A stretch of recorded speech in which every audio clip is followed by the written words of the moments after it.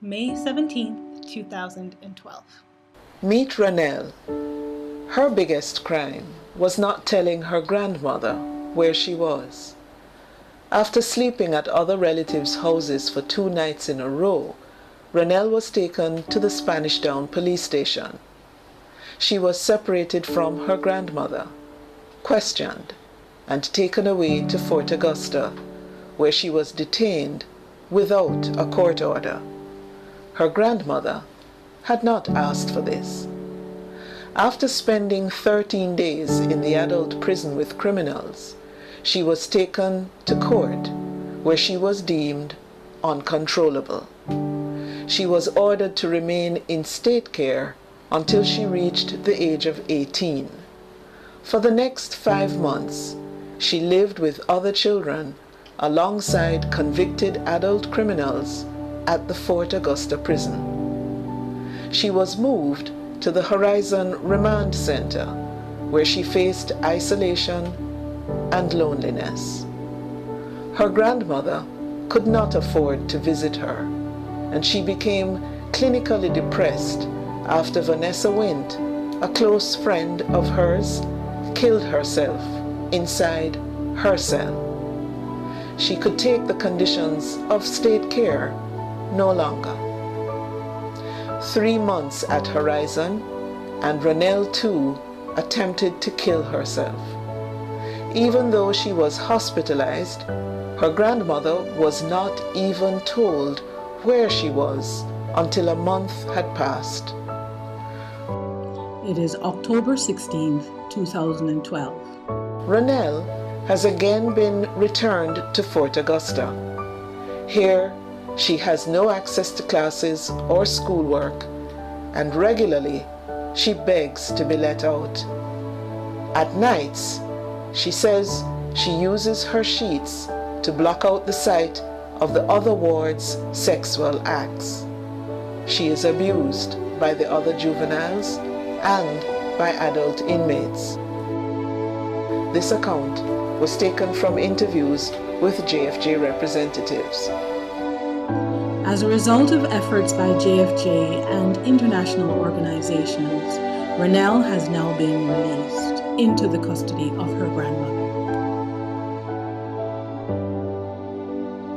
Rennell's story is all too common.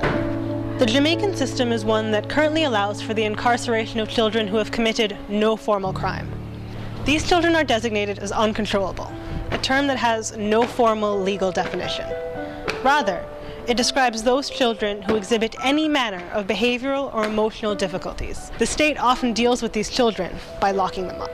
The state should provide intervention for these children to use its resources as a means of offering support and assistance that they cannot receive at home.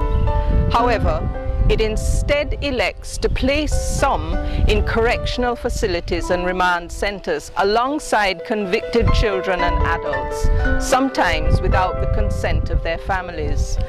In addition to being a violation of the law, this exposes these vulnerable children to a life of potential isolation, abuse, and neglect. This designation is a particularly dangerous one for females. Girls deemed uncontrollable and sent to adult detention centers are treated like prisoners. Wards report fending off sexual advances from peers and older women, and having to defend themselves from physical assault. Food is sometimes unfit to eat, and correctional officers tacitly turn a blind eye to the fights that erupt. In 2012, the Office of the Children's Advocate made a disturbing discovery at the Horizon Remand Center. 10 of 14 girls reported a history of sexual abuse, ranging from molestation to repeated rape. 11 of the 14 girls reported severe depression. Of these girls, only 4 said that they received routine counseling. The current use of the uncontrollable child designation is inappropriate and unlawful in spirit. Jamaica's Child Care and Protection Act and the UN Beijing Rules rules both make explicit reference to the importance of catering to the special needs and problems of these vulnerable children. That such horrific conditions and histories could be left unaddressed in multiple facilities speaks to a disturbing level of indifference on the part of those charged with rehabilitating these children. It speaks to our willingness to go no farther than separating troublesome children from wider society, ensuring that they are placed out of sight for as long as they remain inconvenient. As Jamaicans, we are demanding immediate action to fix the challenges and conditions that these children are facing. We are demanding that the government remove all uncontrollable children from the criminal detention centers. A justice system that allows for the incarceration of innocent children is broken. A child with behavioral issues requires assistance, not imprisonment. Amend the Child Care and Protection Act to adequately deal with this issue. The government's interministerial working group was charged with solving this problem. After almost 1 year of operation, it has gone no farther than to describe the issues as challenging. Ensure adequate medical and psychological care of the children in custody. The current line seems to be to dismiss some of the children on remand as simple, bad seeds. This flawed view not only denies these children their basic humanity, but also gives caretakers license to ignore their needs and rights, and condemns them to a future of even further emotional and psychological damage.